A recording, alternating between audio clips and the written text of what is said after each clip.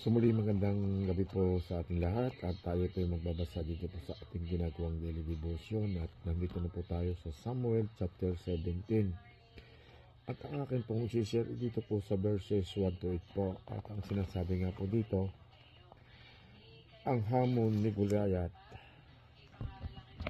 Nagsama-sama ang mga hukbong Pilisteo sa Soko na sakop ng Juda upang lusubin ang Israel. Nagkampo sila sa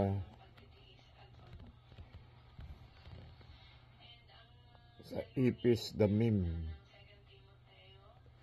na taas na nasa pagitan ng Soko at Aseka. Si Saul naman at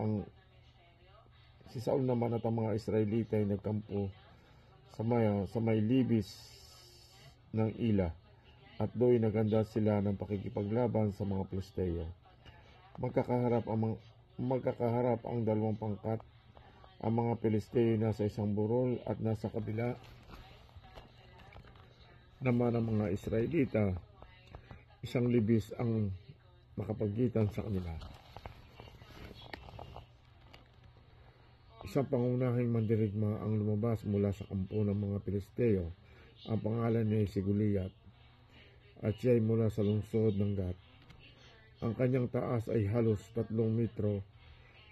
Hinamon niya ang mga Israelita na makipaglaban sa kanya. Sa kanya tanso ang kanyang helmet, gayon din ang kanyang kasuotang pandigma na tumitimbang na 5.7 kilo. Tanso rin ang nakabalot sa kanyang binti at hita, pati ang tabak ay nakasakbat sa kanyang balikat. Ang hawakan ng sibat niya ay napakalaki at ang bakal naman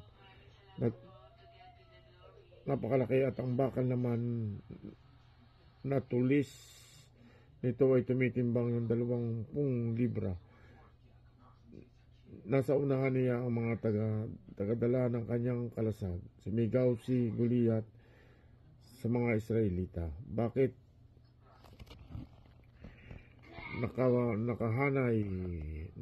nakahanay kayong lahat diyan para lumaban? Ako'y isang Pilisteo at kayo na may mga alipin ni Saul.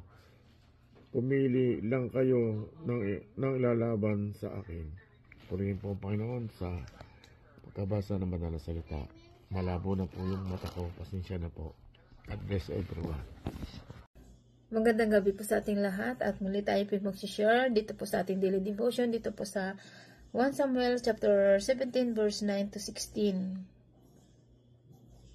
Kapag ako'y natalo, alipin ninyo kami lahat. Ngunit kapag siya naman ang natalo, kayo ang aalipin namin. Hinahamon ko ngayon ang hakbo ng Israel. Pumili kayo ng ilalaban ninyo sa akin. Nang narinig ito ni Saul at ng Israelita, nanghinang kanilang loob at sila'y natakot. Si David ay anak ni Jesse na isang Efratita mula sa Bethlehem, Juda. Nang panahong iyon si Jesse ay mahina na dahil sa katandaan. 8 ang anak niyang lalaki.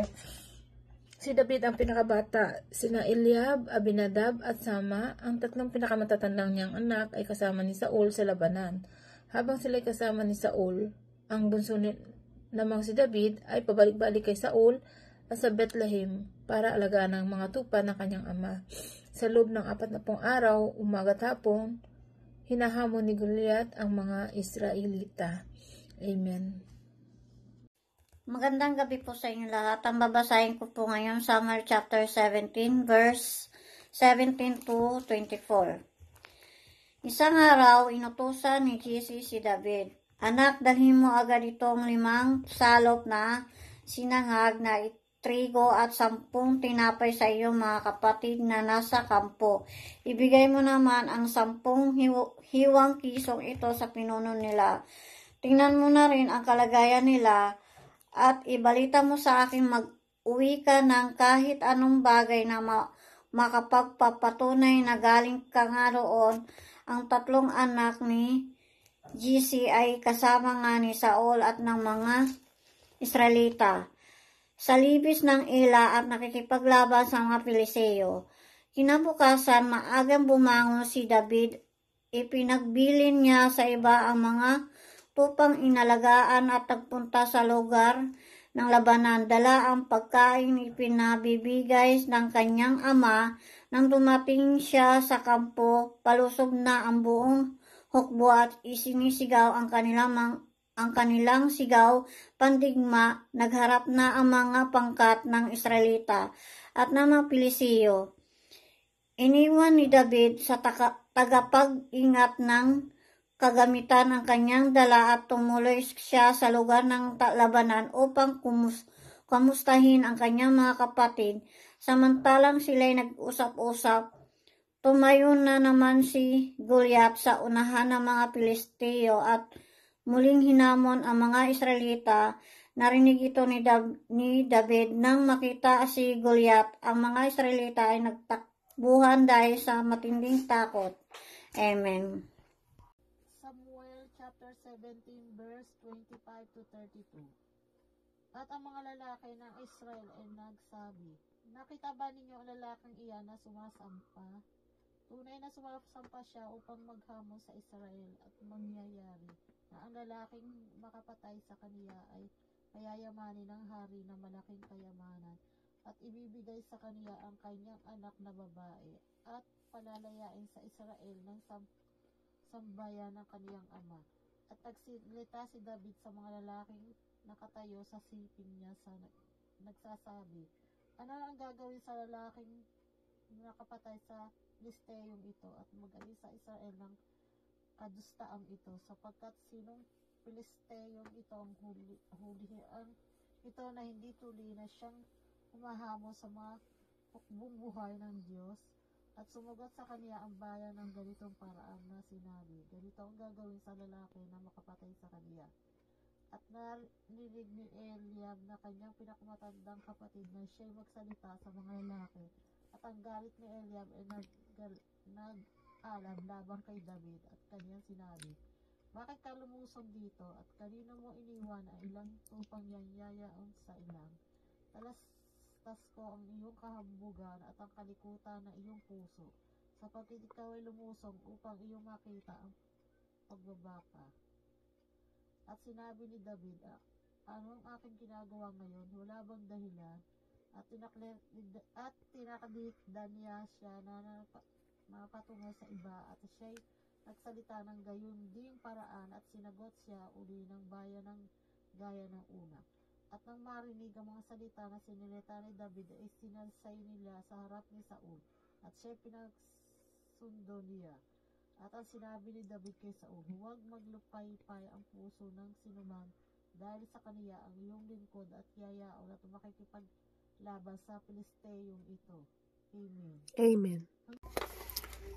Magandang gabi po sa ating lahat. Ang ating ibabahagi ngayon sa ating daily devotion ay makikita sa 1 Samuel chapter 17 verses 33 to 41. Ito po ang nakasulat. Sumagot si Saul, hindi mo kayang ipaglaban sa kanya. Bata ka pa habang siya mga dirigmaan na mula sa kanyang pagkabata. Pero sumagot si David, matagal na po akong nagbantay sa mga tupa ng aking ama. Kung may leon o uso na tatangay ng mga tupa, tinutugis ko ito at pinubugbog at kinukuha ang tupa. Kung kalaban ito, hinuhuli ko ito sa liig at hinahampas hanggang sa mamatay. Nagawa ko po ito sa mga leon at uso at gagawin ko rin ito sa Pilisteyong iyon na hindi nakakilala sa Diyos dahil hinahamon po niya ang mga sundalo ng buhay na Diyos. Ang Panginoon na nagligtas sa akin sa mga leon at uso ay siya rin magligtas sa akin sa kamay ng Pilisteyong iyon. Sinabi ni Saul kay David, sige, lumakad ka na, patnubayan ka sana ng Diyos. Binigay niya at pinasuot kay David ang mga kasuotan niyang pandigma ang tansong helmet at panangga sa dibdib. Pagkatapos isinukbit na David ang espada ni Saul at sinubukang lumakad. Ngunit dahil hindi pa siya sanay naggamit ng mga ito, sinabi niya kay Saul, hindi po ako magpaglaban na nasuot ang mga ito. Hindi po ako sanay. Kaya hinubad niya ang lahat ng mga ito. Pagkatapos, kinuha niya ang kanyang tungkod. Pumulot ng 5 makikinis na bato sa sapa at inilagay sa balat na lalagyan. Daladalang kanyang tirador. Lumapit siya kay Goliath. Lumapit si Goliath kay David at pinangunahan ng tagapagdala niya ng armas. Yun lang po. Maraming salamat. Purihin ng Panginoon. God bless. Magandang gabi po sa lahat. Ang babasahin ko po ngayon ay makikita sa Samuel 17, verse 42 to 50. Nang makita niyang binatilyo lamang si David, magandang lalaki at may mamula-mulang pisngi. Hinamak niya ito, sinabi niya kay David, "Aso ba ako at patpat iyang daladala mo?" At isinumpa niya si David sa ngalan ng kanyang mga Diyos. Sinabi pa niya, "Lumapit ka rito at ipapakain ko ang bangkay mo sa mga ibon at sa mababangis na hayop." Sumagot si David, "Makipaglaban ka sa akin na ang dalay espada, sibat at punyal, pero lalabanan kita sa pangalan ng Panginoong makapangyarihan, ang Diyos ng hukbo ng Israel na iyong hinahamon. Sa araw na ito, ibibigay ka sa akin ng Panginoon. Papatayin at pupugutan kita ng ulo. Ngayong araw ding ito, ang mga bangkay ng mga kasama mong Filisteo ay ipapakain ko sa mga ibon at mababangis na hayop. At malalaman ng buong mundo na may Diyos ang Israel. Malalaman ng lahat ng nagkakatipon dito na kayang iligtas ng Panginoon ang kanyang bayan kahit na walang espada o sibat, sapagkat ang Panginoon ang makikipaglaban at ibibigay niya kayong lahat sa amin." Habang lumalapit si Goliath sa kanya, patakbo naman siyang sinalubong ni David. Kumuha siya ng bato sa kanyang lalagyan at tinirador sa noo si Goliath. Tumama ito at bumaon sa noo ni Goliath at natumba siya ng padapa sa lupa. Kaya tinalo ni David si Goliath sa pamamagitan lang ng tirador at isang bato. Napatay niya si Goliath kahit wala siyang dalang espada. Yun lang po rin ang Diyos. God bless. Good evening po sa lahat. Itong babasahin ay matatagpuan sa 1 Samuel chapter 17 verses 51 to 58. Sabi dito, David ran and stood over him. He took hold on the Philistine's sword and drew it from the sheath. After he killed him, he cut off his head with the sword. When the Philistines saw that their hero was dead, they turned and ran. Then the men of Israel and Judah surged forward with a shout and pursued the Philistines to the entrance of Gath and to the gates of Ekron. Their dead were strewn along the Sha'araim road to Gath and Ekron. When the Israelites returned from chasing the Philistines, they plundered their camp. David took the Philistines' head and brought it to Jerusalem. He put the Philistines' weapons in his own tent. As Saul watched David going out to meet the Philistines, he said to Abner, commander of the army, "Abner, whose son is that young man?" Abner replied, "As surely as you live, your majesty, I don't know." The king said, "Find out whose son this young man is." As soon as David returned from killing the Philistine, Abner took him and brought him before Saul, with David still holding the Philistine's head. "Whose son are you, young man?" Saul asked him. David said, "I am the son of your servant Jesse of Bethlehem." Purihin ang Diyos sa pagbabasa ng kanyang mga salita.